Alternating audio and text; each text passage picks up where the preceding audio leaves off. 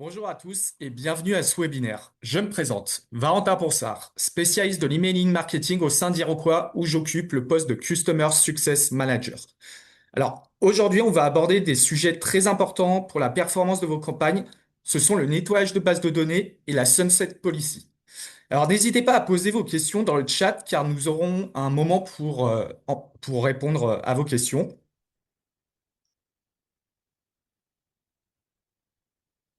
Alors, ce webinaire, il sera divisé en plusieurs parties. Nous allons d'abord analyser pourquoi la dévrabilité a radicalement changé et pourquoi les bases de données dormantes sont devenues un danger pour votre réputation d'expéditeur. Nous définirons ensuite ce qu'est une sunset policy et comment structurer vos seuils d'inactivité. Enfin, nous verrons les applications pratiques de cette stratégie sur votre campagne d'email et de SMS avec un focus très important sur la nouvelle réglementation de la CNIL d'avril 2026 concernant les pixels de suivi. Alors commençons par vous présenter Iroquois. Depuis 2004, nous avons développé Poho, qui est une plateforme web qui aide les entreprises à collecter, centraliser et exploiter les données de leurs prospects et clients. Avec Poho, nos utilisateurs peuvent créer des campagnes d'emailing et de SMS, suivre l'évolution des données et optimiser leurs résultats. Le gros avantage, c'est que tout se passe sur une seule interface, c'est-à-dire que vous avez accès à toutes les fonctionnalités de la plateforme avec votre compte. Nos clients bénéficient aussi d'un autre avantage avec un accompagnement personnalisé par nos experts en marketing et en délivrabilité pour les aider à améliorer leur performance.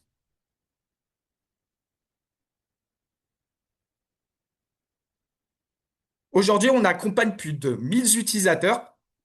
Chaque mois, nous envoyons plus de 100 millions d'emails et 2 millions de SMS pour nos clients. Nos principaux utilisateurs sont des e-commerçants, des grands groupes avec des magasins physiques et des agences de marketing. Alors, ces entreprises, elles nous choisissent parce que Poho leur permet de coordonner leurs efforts marketing et de partager leurs campagnes avec leurs différentes agences, points de vente ou partenaires. En ce qui concerne nos services, avec Poho, vous allez pouvoir créer trois types de campagnes. Il faut savoir que Poho, c'est une plateforme qui est multitool, qui vous donne accès à toutes ces fonctionnalités lorsque vous souscrivez à l'abonnement. Les utilisateurs ont donc à leur disposition tous les outils pour créer plusieurs types de campagnes qui sont au nombre de trois. En premier temps, on va retrouver les emails et SMS promotionnels push. Ici, il s'agit tout simplement d'envoyer des newsletters ou des campagnes promotionnelles mail ou SMS à des contacts en toute autonomie. En second temps, on retrouve le marketing automation. Là, il s'agit de créer une série de scénarios pour automatiser certaines communications et déclencher des actions en fonction de cas que vous aurez prédéfinis. Et enfin, en troisième temps, on retrouve les emails et SMS transactionnels. Ce sont des communications envoyées au fil de l'eau grâce à des interconnexions entre vos outils et notre plateforme, notamment par le biais d'une clé API ou un script pour mettre en place l'envoi de messages à partir de vos applications tierces. Alors, par exemple, il peut s'agir tout simplement d'un SMS de confirmation de commande suite à un achat réalisé sur votre site Internet.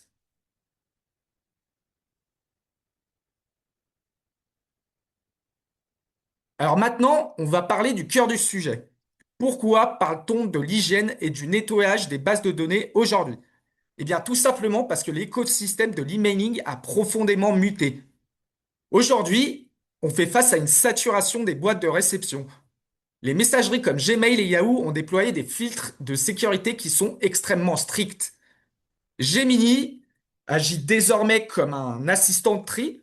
Un email peut être techniquement délivré, mais s'avérer invisible pour l'utilisateur s'il est relégué au second plan ou résumé de manière dépriorisée parce que la messagerie estime que vous n'intéressez pas le destinataire. Désormais, l'engagement utilisateur est le signal numéro un pour les algorithmes de messagerie. Il y a donc trois choses à savoir.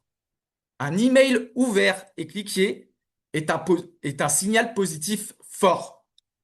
Un email ignoré ou supprimé sans être lu est un signal négatif direct pour votre réputation d'expéditeur.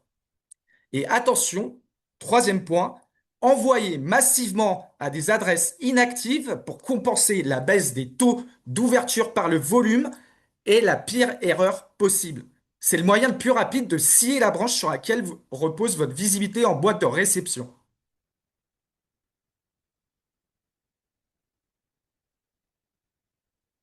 Alors maintenant, on va en venir au concept principal. Qu'est-ce qu'une sunset policy? Il s'agit d'une stratégie systématique et automatisée qui consiste à réduire la fréquence d'envoi, puis à exclure définitivement de vos listes de diffusion actives les contacts qui n'interagissent plus avec vos messages depuis un certain temps. Il est capital de ne pas confondre la Sunset Policy et la campagne de win-back. Alors, la campagne de win-back, c'est une action délibérée, un dernier effort marketing pour tenter de réactiver un abonné qui montre des signes d'endormissement. C'est le dernier checkpoint. La Sunset Policy, c'est la règle d'exclusion définitive qui s'applique de manière automatique lorsque la campagne de réengagement a échoué. On retire proprement les contacts pour protéger le reste de la base. Aujourd'hui, on rencontre toujours des clients qui nous disent, j'ai une base de données de 100 000 contacts, je ne peux pas en supprimer 30 000 parce que ce sont des acheteurs potentiels. Ce qu'il faut savoir, c'est que c'est une illusion dangereuse et ce, pour plusieurs raisons techniques et financières. D'abord, il faut savoir qu'une base de données s'érode naturellement à un rythme de 28% par an. En B2B, ça s'accélère à cause de changements de poste, des fermetures d'entreprises ou des abandons d'adresses. Ensuite, stocker et envoyer des emails à des adresses inactives vous coûte très cher.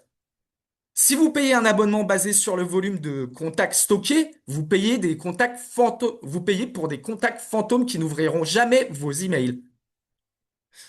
Si vous payez à la consommation, vous gaspillez votre budget d'envoi sur des adresses inutiles.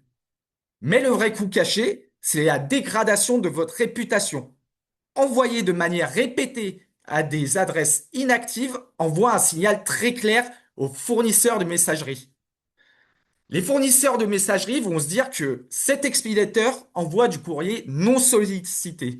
En conséquence, vos emails destinés à vos clients les plus actifs finissent eux aussi dans les spams.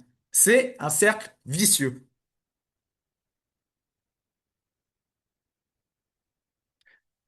Alors, le plus grand danger technique lié à l'absence de Sunset Policy, ce sont les spam traps ou pièges à spam.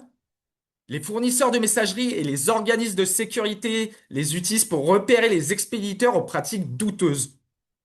Il faut savoir qu'il existe deux types de pièges très différents à connaître absolument. En premier temps, on retrouve les pristine traps. Donc, ce sont des adresses créées de toutes pièces qui n'ont jamais été détenues par des humains. Le risque qui est lié si vous envoyez des emails sur ces adresses-là, c'est que c'est une preuve absolue d'un achat de liste ou de scrapping sauvage. Et là, vous risquez d'être bloqué directement par les fournisseurs de messagerie. En second temps, on retrouve les recycled traps. Là, il s'agit d'anciennes adresses réelles d'utilisateurs désactivées puis réactivées par les fournisseurs de messagerie. Et si vous envoyez sur ces adresses-là, ça indique l'absence totale de nettoyage de base de données depuis 6 à 12 mois. Si vous n'appliquez pas de sunset policy, vos listes vont mécaniquement accumuler ces pièges recyclés. Lorsque les fournisseurs de messagerie constatent que vous envoyez un email à une adresse inactive depuis plus d'un an qui l'a transformé en piège, ils savent directement que vous nettoyez pas vos fichiers. Votre réputation s'effondre instantanément et votre taux de délivrabilité avec. Alors, la question qui vient maintenant, c'est à partir de quand un contact est-il considéré comme inactif? Et là, en fait, il n'y a pas vraiment de réponse unique parce que ça dépend de votre cycle de vente, de votre fréquence d'envoi. Alors, chez Iroquois, on recommande quand même d'adapter vos seuils selon des règles éprouvées. Donc, en premier temps, pour les expéditeurs à haute fréquence, donc c'est environ 3 envois ou plus par semaine, là, on conseille que le seuil d'activité doit être court, entre 30 et 45 jours sans aucune interaction. Donc, pas d'ouverture, pas de clic.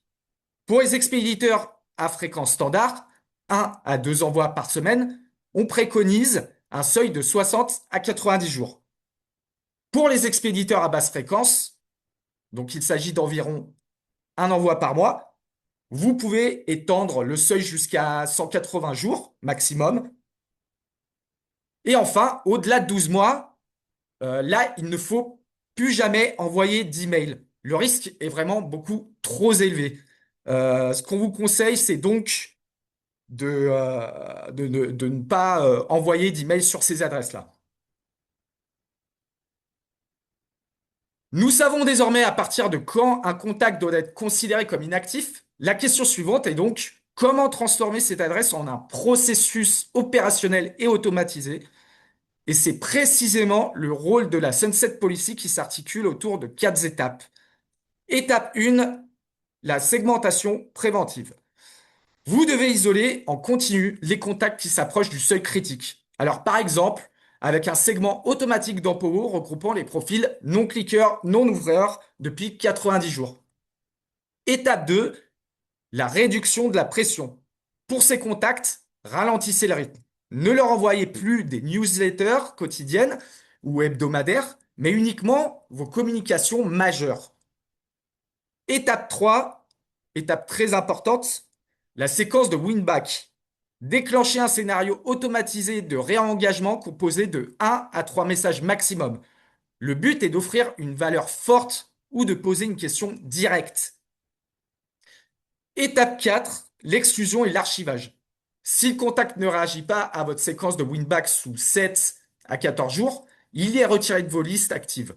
Alors attention, on conseille d'archiver ces adresses dans une liste d'exclusion plutôt que de les supprimer purement et simplement de votre base. Ça va éviter de les réimporter par erreur lors d'un prochain apport de fichiers CRM.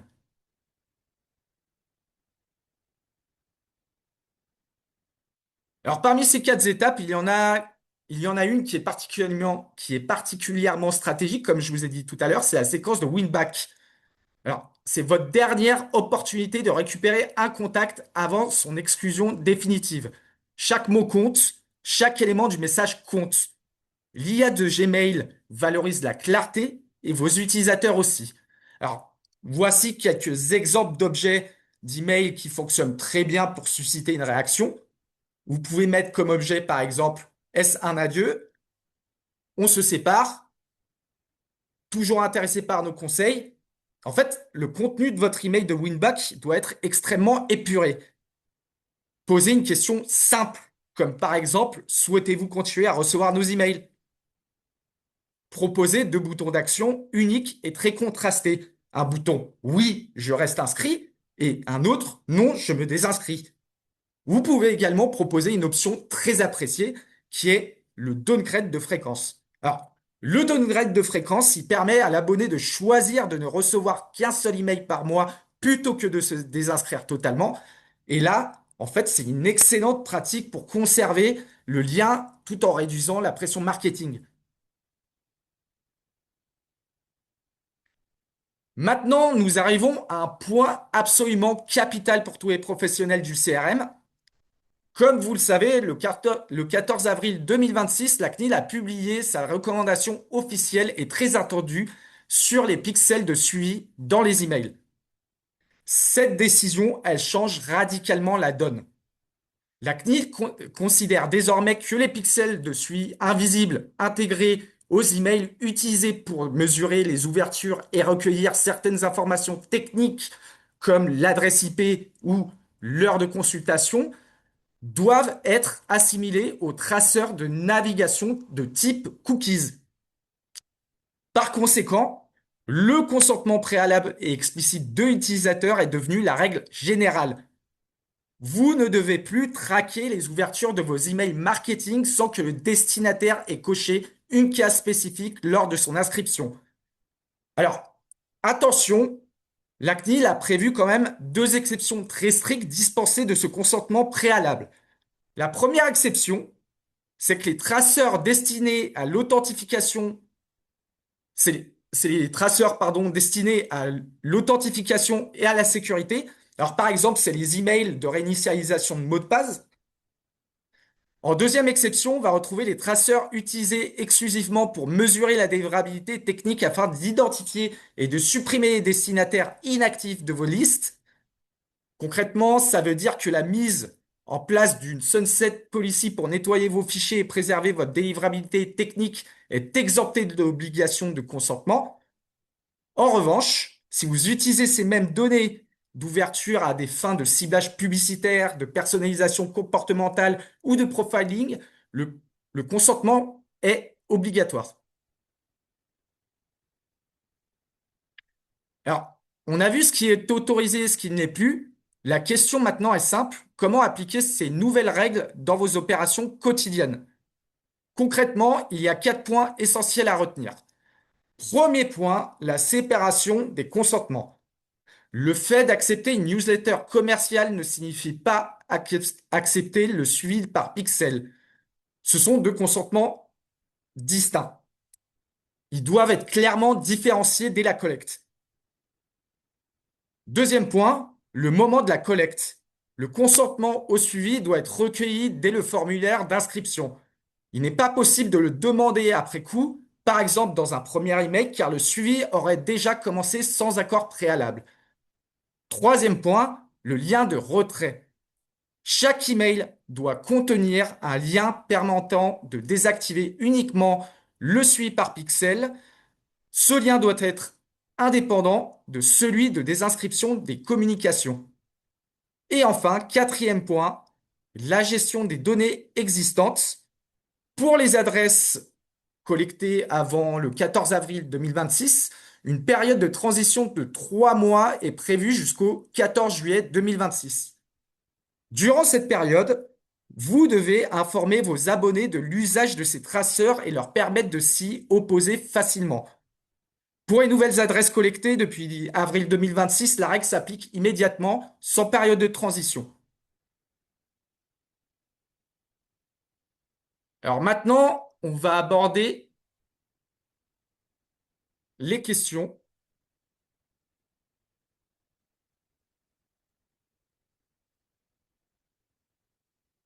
Alors je vois qu'il n'y a pas de questions, donc je vais continuer. On va passer à la conclusion. Pour conclure tout ça, s'il y a 3 messages essentiels à retenir aujourd'hui, ce sont les suivants. Premier point, la qualité surpasse la quantité. Une liste réduite de 10 000 contacts ultra engagés générera toujours plus de revenus et de clics qu'une base de 50 000 adresses dormantes qui ruinent la réputation d'expéditeurs auprès de Gmail et Yahoo. Deuxième point, la Sunset Policy est une obligation technique et légale. C'est le seul moyen d'éviter les spam traps, recyclés destructeurs, et c'est un cadre d'expédition précieux offert par la CNIL en 2026 pour analyser la délivrabilité sans nécessiter de consentement intrusif. Troisième point, vous devez automatiser pour pérenniser. Ne faites pas de nettoyage manuel une fois par an. Configurez des scénarios de sunset policy automatique dans Powo pour que votre base s'auto-nettoie chaque jour en tâche de fond.